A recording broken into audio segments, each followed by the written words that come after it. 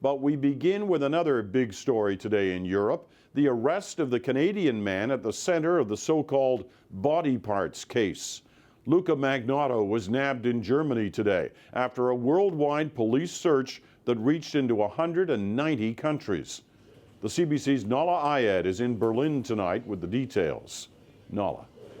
Peter, it was right at this very spot that Luka Magnotta was surfing the internet when he was spotted, questioned, and then arrested, ending a feverish manhunt that has made headlines around the world. It appears those very headlines are what compelled Magnotta to seek out an internet cafe in this South Berlin multicultural neighborhood. The same man who allegedly posted hair-raising, violent video online was reportedly reading about himself at this internet station early in the afternoon when a quick-thinking employee recognized his face. Kader and Laisli acted immediately, ran out to the street and flagged down police. It was a police van, he says. I stopped them and said, "There's someone here who I'm sure you're looking for." Our policeman went inside and asked the person for his identification. He gave them a false name, but he got very nervous, so they insisted to see his passport. And after a while, he gave up, said, "You've got me." A security camera inside the cafe captured the moment when police walked Magnotta out the door. It was a lucky break in a manhunt that had gone international. Interpol issued a red notice warning and a warrant for Magnotta's arrest last week, making his a priority case. Police believe he left Canada on May 26, bound first for Paris, where he reportedly stayed at this hotel, leaving some belongings behind, including porn magazines, according to French media. French police were informed of thousands of possible sightings. A French police source says German police were then alerted that Magnotta had boarded a bus to Berlin, apparently tracked through routine identity checks.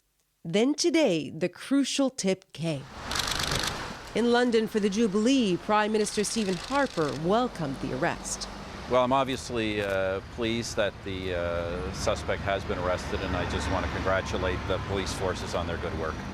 As you can imagine, it is also welcome news here in Europe, where some media had taken to calling him the Canadian psycho. Magnotta is now in police custody at a holding center, and police say he will appear before a judge tomorrow, generating yet more headlines. Peter. Nala Ayed in Berlin. Thanks, Nala. Well, back in Canada, experts say it's not surprising that Magnotta's arrest came as quickly as it did, and that his personality was very likely what helped police. Our Joanna Remiliotis has that part of the story. Joanna. Peter, experts say it's no surprise Magnotta's fascination with himself ultimately did him in. What's up, and hi to all my fans. Who his fans are, who knows? But by this posting just yesterday, it's clear Luka Magnotta's narcissism was intact, even while he was a fugitive on the run. So by putting different pictures on the web of his appearance, that have been extremely helpful for us and not for him. The so-called Canadian psycho was likely relishing the infamy.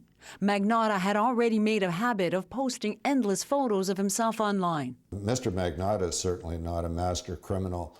Experts say there's no reason to believe he would be smart enough to stop, let alone realize that his actions would be his own undoing. You have to look at this individual's personality, and he's very risk-taking, and he's very impulsive, and he would have poor behavioral control.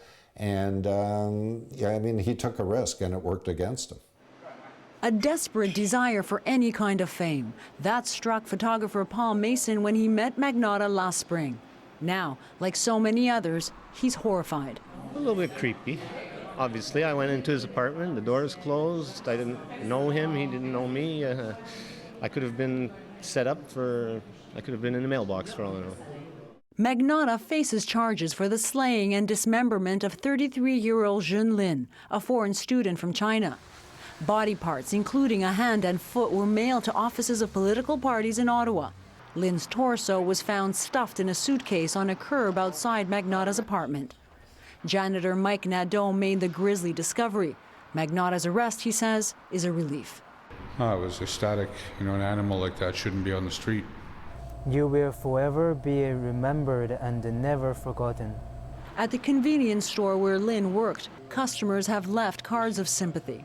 I feel like much better than before, but the loss of his family, it cannot be bring him back.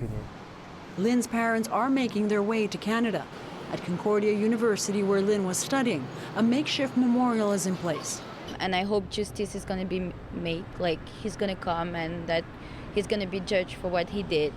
If Magnotta fights extradition, it may take months, even years, before he's back in Canada, but experts are betting his ego will prevail and that he'll want to come back earlier to face trial and the public attention that will surely come with it. Peter? All right, Joanna, thank you.